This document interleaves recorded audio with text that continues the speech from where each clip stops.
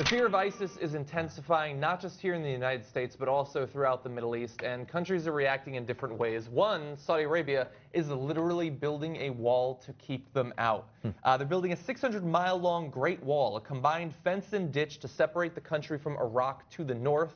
A little side note, they're also walling off portions of the 1,000-mile-long border with Yemen for similar reasons, but it's more complete up in the north. The border zone now includes 5 layers of fencing with watchtowers. There's 40 of those, night vision cameras, and radar cameras. They're also, by the way, sending 30,000 additional troops to the area to supplement forces that were already stationed in that northern zone. And we're going to bring up a little map here. You're going to see the length of the wall there, and you're also going to see some of the things that make it up. And by the way, take a look for a second down at that lower left-hand corner. You're seeing that it can detect pedestrians 18 kilometers away. There are radar towers. They can detect helicopters 36 kilometers away. So they have those radars. They also have underground movement sensors. They've positioned hundreds of vehicles, rapid response vehicles. So they're very, very serious about keeping out ISIS, which, by the way, controls quite a bit of the territory in that southern and western portion of Iraq bordering with Saudi Arabia. And ISIS has made clear that they do want to eventually take over both Mecca and Medina. Saudi Arabia is taking that very seriously. So this is the real reason we're in Iraq and Syria, okay? You think we're there because we're concerned about Syria.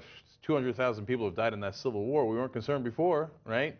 And, you know, oh, they took mostly. Yeah, of course, we are worried about that. I get that, right? That's also relevant, right? But now they control a decent part of the border with Saudi Arabia, and they have begun to do some attacks in Saudi Arabia. And this is what I've been saying all along. Iraq is a huge and important thing. Syria doesn't have much of it. We don't really care that much about it. That's why we kind of let it go, right? But Saudi Arabia, that's the jewel in the prize, right? That's where the mother lode of oil is. Our top ally in controlling oil prices, the thing that we care most about.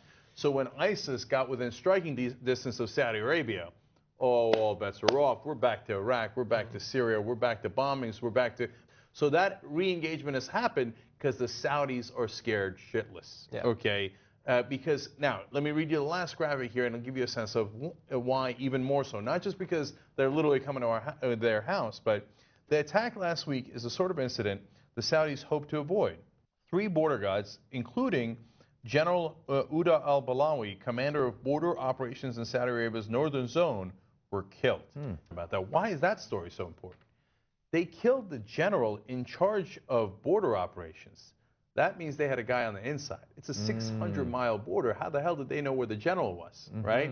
They know where the general is because there's a lot of people inside Saudi Arabia which are also Wahhabis, like the ISIS are, right? It's an ideology within Islam that's radical and fundamentalist. And they wouldn't mind ISIS coming into Saudi Arabia. So since there's a lot of guys already inside their borders who would like them to come, and the Saudis, they have all these weapons that we gave them. Number one, I don't believe they can fly the planes. Right. Okay. And I'm not. It's not an Arab thing. It's that they're rich and they're lazy and they're like, oh yeah, okay, I got oil money. I don't care. Like, they can't.